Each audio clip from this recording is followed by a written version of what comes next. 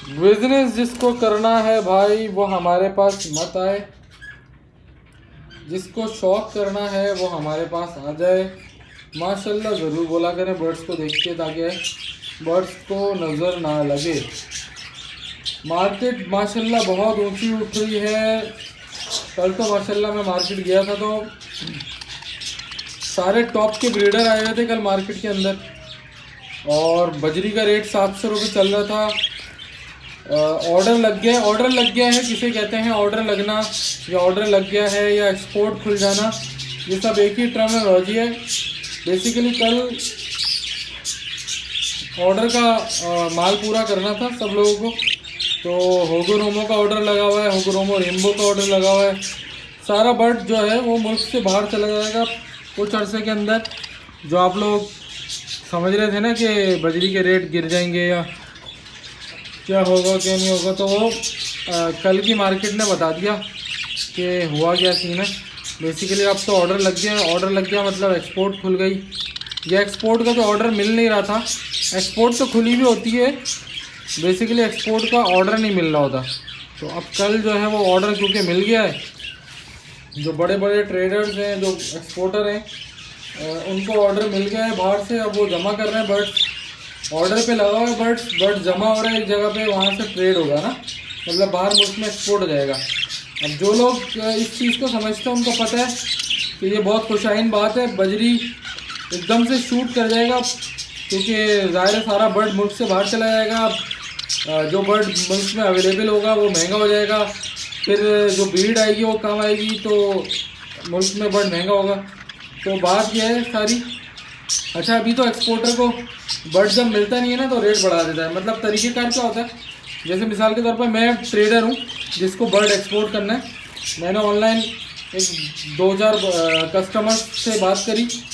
Let suppose कि वो America में या कहीं पे भी, यूरोप में या ईरान में या इराक़ में या सऊदीया में, कहीं पे भी मैंने अपने कस्टमर से बात करी। उसने बोला भाई मुझे रेनबो के 100 पेयर चाहिए, मुझे होगोरोमो के 100 पेयर चाहिए, मुझे बजरी के 100 पेयर चाहिए। अच्छा, ये वहाँ के जो कस्टमर होते हैं वो अपने दुकान वाले होते हैं, वो फिर दुकान पे मंगाकर सेल करके डिस्ट्रीब्यूट करते हैं ना, डिस्ट्रीब्यूटर होते हैं।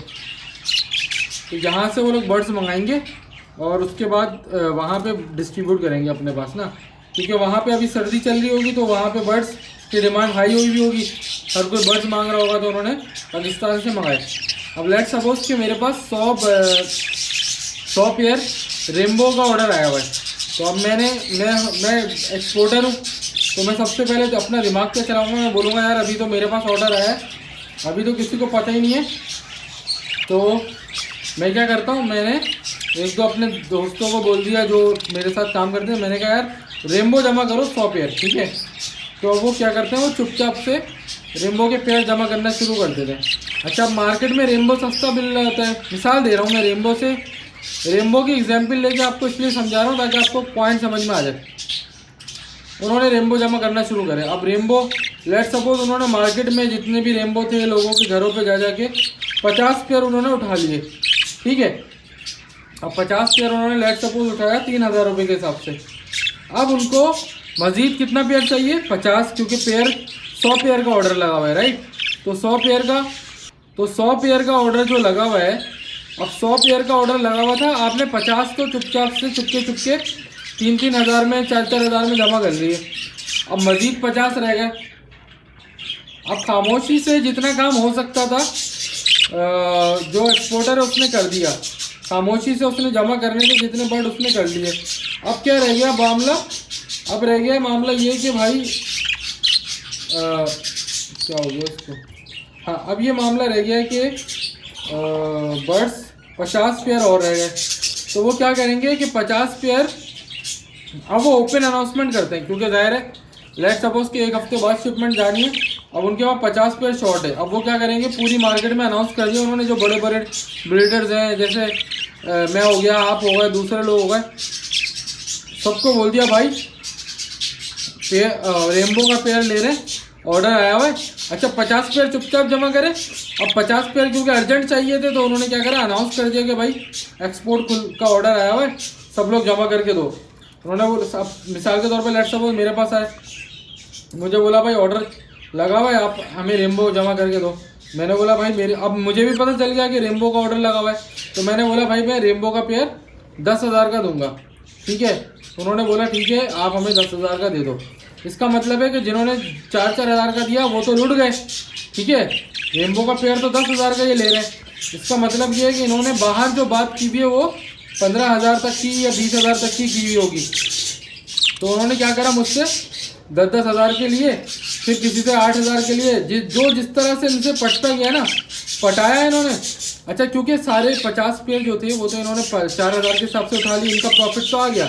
अब जो बाकी के पेयर हैं इन्होंने क्या करा, 10,000, 8,000, 12,000, जो इनको रेट मिला जल्दी जल्दी इन्होंने पूरा किया और 100 पेयर पूरे करके एक्सपोर्ट कर दिया। तो इस तरह से, अच्छा जब मार्केट में आखिर के 10 पेयर चाहिए होंगे, मिसाल के तौर पर 90 पेयर हो गए, अब इन्होंने क्या करा, बोल दिया मार्केट में कि भाई अब जो पेयर का रेट है ना, हमें अर्जेंट चाहिए रेम्बो के, हम 15,000 में ले लेंगे। अच्छा, अब एंड का रेट क्यों बढ़ गया, क्योंकि माल शॉर्ट हो गया। शॉर्ट होने से मतलब क्या हुआ कि माल बिल्कुल ख़त्म हो गया, किसी के पास भी नहीं था। अब इन्होंने अनाउंस कर दिया भाई हम 15 में लेंगे। अब जिसने ब्रीडर पेयर भी लगाया होगा उसके दिल में भी लालच आएगा, उसने बोला भाई 15,000 मिल रहे, बेचो, अब पता नहीं रेम्बो का रेट आगे बढ़े ना बढ़े। उसने मिसाल के तौर पर 15,000 में दे के जान छुड़ा दी। अब सब ने रेम्बो दे दिया, एक्सपोर्ट हो गया, कमाने वाले ने कमा लिया। किसने कमाया, एक्सपोर्टर ने कमा लिया। अच्छा, एक्सपोर्ट होना बहुत अच्छी बात थी, लेकिन पाकिस्तान में रेम्बो था ही नहीं ना, तो एक्सपोर्ट होना अच्छी बात तो था, लेकिन साथ में बुरी बात ये थी कि रेम्बो सब ने निकाल दिया। और ये रेम्बो की एग्जाम्पल से इसलिए समझा रहा हूँ, फिर ये दूसरे बर्डों के ऊपर भी लगा दूंगा अभी। तो हमने निकाल दिया, अब अगले साल दोबारा जब ऑर्डर आएगा, या अगर 1 महीने बाद दोबारा ऑर्डर आता है, तो अब जो ऑर्डर आएगा, मिसाल के तौर पर उस बंदे ने बोला मुझे 100 मजीद पेयर चाहिए रेम्बो के।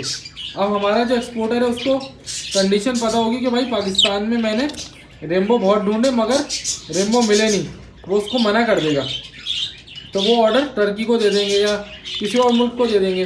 समझ आई बात, इस तरह से चलता है। अब लेट सपोज कि दूसरा ऑर्डर आया, अब हमारे जो एक्सपोर्टर थे उन्होंने बोला ठीक है हम रेम्बो दोबारा करके आपको 100 पेयर देंगे।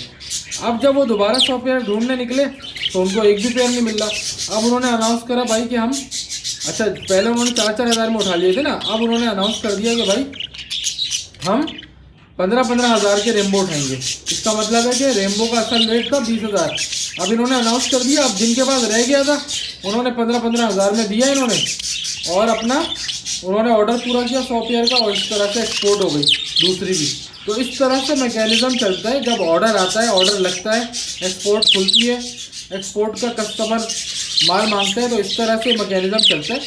तो आप लोगों को जो लगता है ना शुरू में रेट कम थे, फिर एकदम बढ़ गए, फिर और बढ़ गए, फिर और बढ़ गए, वो इस तरह से हो रहा होता है कि माल जैसे जैसे जमा होता रहता है वैसे वैसे गिनती पूरी होती रहती है। अब एंड में जो माल जमा करना होता है वो ज़्यादा मुश्किल हो जाता है। अच्छा, जब तक खबर फैलती नहीं है तब तक तो सब लोग सस्ते में माल ले लेते हैं, मार्केट गिरी हुई है, मार्केट गिरी हुई है, सही है। जैसी खबर फैलती है तो मार्केट एकदम से बढ़ जाती है। अच्छा, जैसी मार्केट बढ़ती है तो अब मैं आपको मज़े की बात बताता हूँ, मार्केट के अंदर दाने वाला बैठा हुआ है, दाने का व्यापारी बैठा हुआ है, दाना मतलब बाजरा, कंगनी। उसने देखा एक्सपोर्ट खुल गई, उसने क्या करा, पिछले हफ्ते कंगनी जो 140 रुपये किलो चल रही थी उसने 200 रुपये कर दी। क्यों कर दी, क्योंकि माल एक्सपोर्ट नहीं हो रहा था, लोग कमा नहीं पा रहे थे। अब जैसे ही लोगों ने कमाया उसने सोचा लो भाई माल बिक गया, इसका मतलब है पैसा कमाई हो रही है। उसने 140 रुपये वाली कंगनी 200 रुपये की कर दी। क्यों कर दी, क्योंकि उसको पता है माल बिक गया। अच्छा, अब उसको ये भी पता है कि अगले साल ये सारा माल तो चला गया, अब अगले साल के लिए ये लोग सब ब्रीड कराएंगे, दाना खरीदेंगे, दाना महंगा कर दो। तो इस तरह से पूरा मैकेनिज्म है, जो महंगाई बढ़ती है इस तरह से होता है। अच्छा, सारी कमाई एक्सपोर्टर भी करता है, और जो समझदार ब्रीडर्स हैं जो रोक के बैठे होते हैं ना एंड के लिए, मैं वो बोलते हैं ना होल्डिंग पावर, वो रोक के बैठे हुए थे।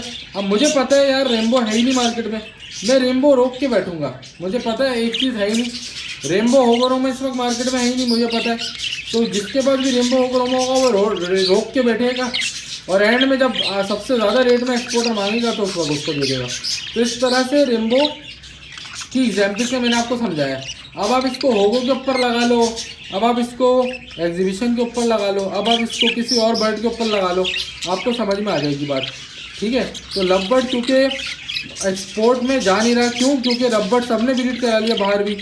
तो अब जो डिमांड आ रही है वो बजरी की आ रही है, बजरी है नहीं तो रेट बढ़ता चला जा रहा है, बढ़ता चला जा रहा है। डिमांड आ रही है, बार बार एक्सपोर्ट का ऑर्डर लगा हुआ है, तो सब लोग जो है वो महंगा कर रहे हैं। तो ये है सारा सिलसिला जिसकी वजह से बर्ड महंगा है। उम्मीद करता हूँ भाई आपको समझ में आ गया होगा कि ऑर्डर लगा हुआ है का मतलब क्या होता है और एक्सपोर्ट खुल जाने का मतलब क्या होता है। चलिए मिलते हैं अगली वीडियो में, तब तक के लिए ख्याल रखें। जिसको रेम्बो चाहिए रब्ता कर ले भाई, नंबर आपको पता है।